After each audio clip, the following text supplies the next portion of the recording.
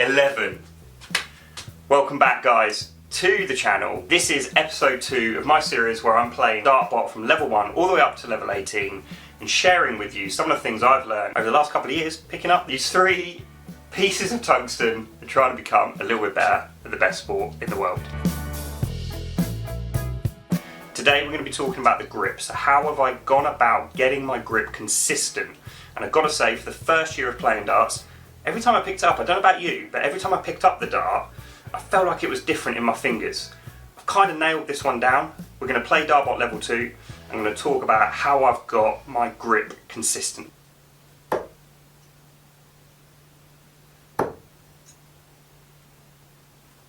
Oh, 93. Did that yesterday. We were absolutely class yesterday in episode 1. Not as good a start today. Anyway, so the grip. So this is my grip. I grip with my thumb and index finger at the back of the barrel. We have my middle finger also on the barrel. Then my ring finger sits on the point. Now, like most of you, I am sure you have all had a little bit of a play with the grip. We've tried having 2 fingers, we've tried like a pen, we've tried like Phil Taylor, I've tried Danny Noppert style, getting all my fingers on the dart, or Glenn Durran. Tried a little bit of everything, see what's consistent. At the end of the day, I do believe what people say, you've got to find your own way.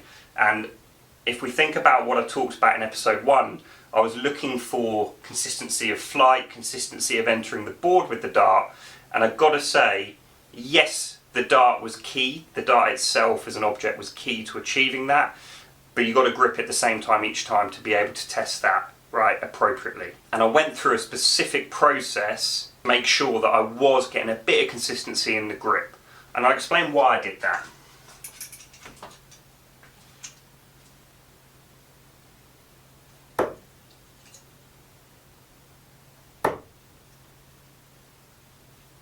Ooh, 133. Or 134. Now, I'm a big believer in sports psychology, and I've read a lot of Bob Rotella, who is a very famous psychologist in the field of golf. And he's all about controlling the controllables. Now, I can't. If you think about the flick of a dart, it's over in a second. Controlling the outcome of where that dart goes is very difficult. But what can I control? I can control my posture, I can control how I go to the oche, and I can control how I grip the dart.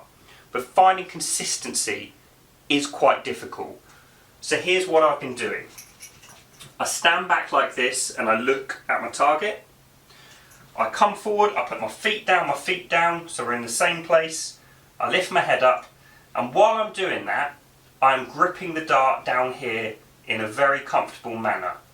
Now, I've seen other videos from players saying, don't grip it like a pen. Now, of course, don't grip it just like a pen.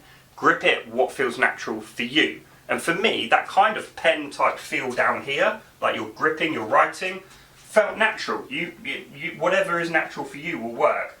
But for me, and again, I'm not trying to teach, I'm trying to talk about my experience, it was all about feet, head, and I'm gripping it. And now I've got my ring and my thumb and my index finger, my middle finger and my ring finger in the same position, the position that I feel comfortable, and then just bring the dart up. So I go through that routine. So actually, the routine was really key for getting the dart, getting the grip right. The grip itself is a consequence of good routine, of good process.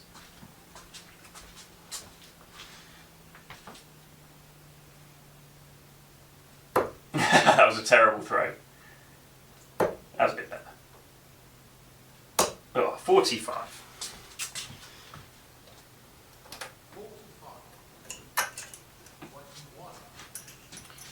So building that routine that feels comfortable for you is the way forward. Now, why do I do it this way? So this was again from a separate lesson that I had with Dan from Straight to the Point Darts, where I was bringing the dart up as I got my feet into position. So there was quite a bit of I've talked about this previously actually, about the grip in another video, but I was just very inconsistent where I was bringing the dart up as I got myself into position. So for me now, I get my base where I want it, and then I pick the dart up.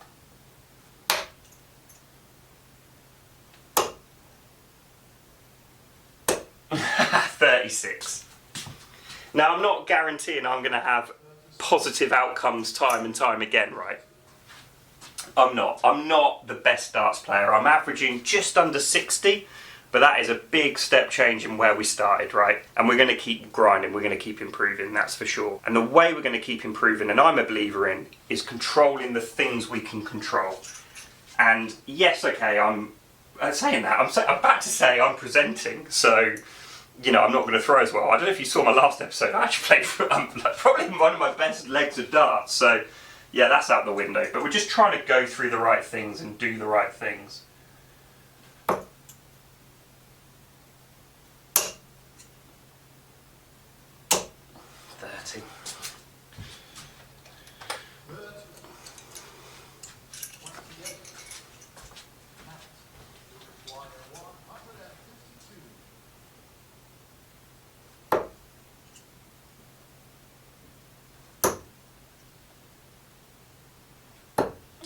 Poor last one.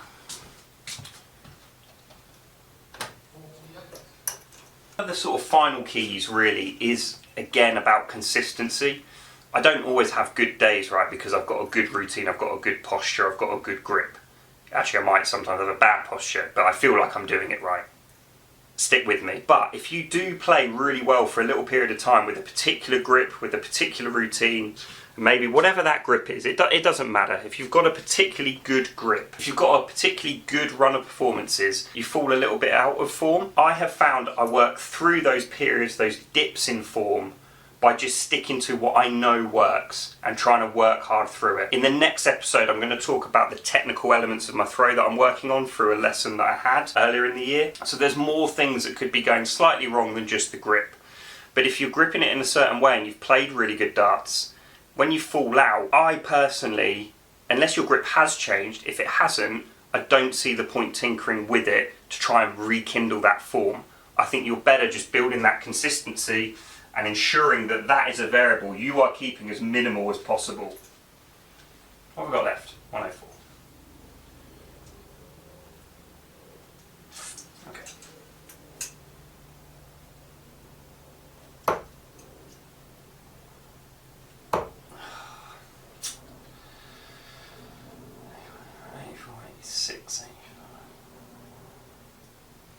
Oh man, we're not throwing them as well today, but that's kind of my point, to be fair.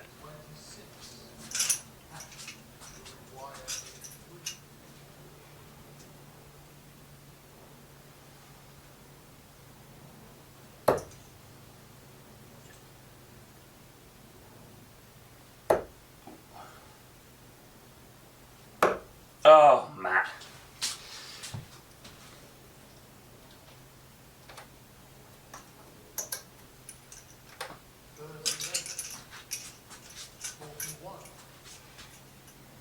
Actually, to be fair, this performance is pretty much proof in the pudding, right? That you aren't always going to play well. Last time we were brilliant, today we're struggling, but we're going to try and finish this off.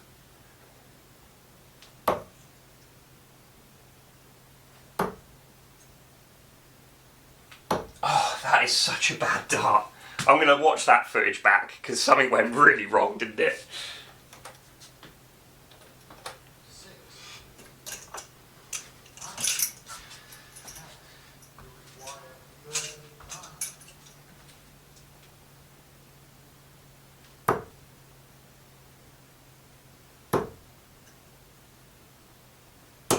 Oh, they were good darts, but they're not in.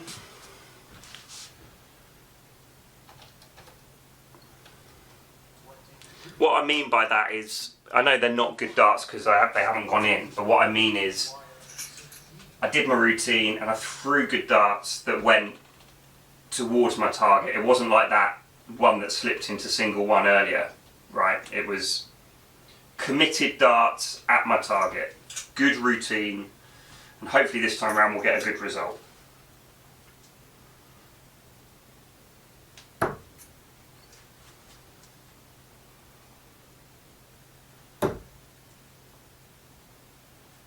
Oh, no.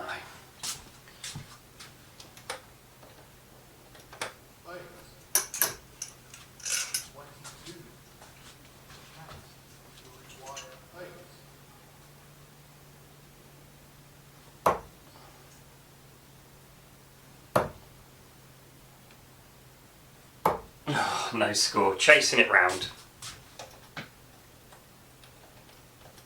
No score. 26.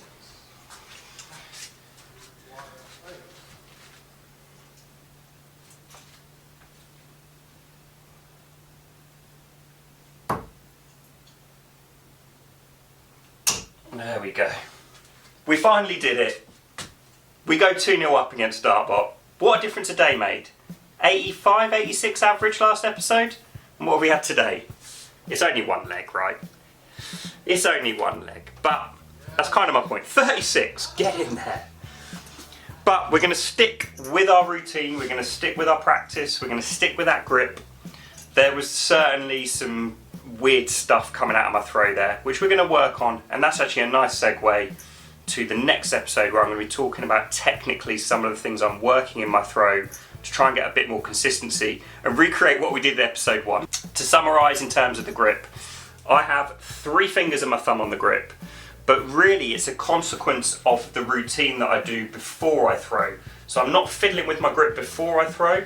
Up here, I'm getting my feet set and I grip it, and then I bring the dart up. And I find, having done that now for months and months and months, that this is one variable, even though I'm averaging 36, it's only one leg, I know, but it's funny, isn't it? Even though I'm averaging 36, it's one variable that I can at least control. I'm going to be back next time, where hopefully we play a bit better, but who cares? We'll talk about the technical part of the throw that I'm working on. Thanks for all your support, take care, see you in the next one. And if you want a bit more, finally, you can watch episode 3 where we talk about the technical part of the throw up here. Or, if you would rather see something a little bit different where we used a metronome to try and hit a 180, we can watch that here. When I say we, it was me. Hope you enjoy it. Whatever you do, enjoy your darts, have fun. See you in the next one.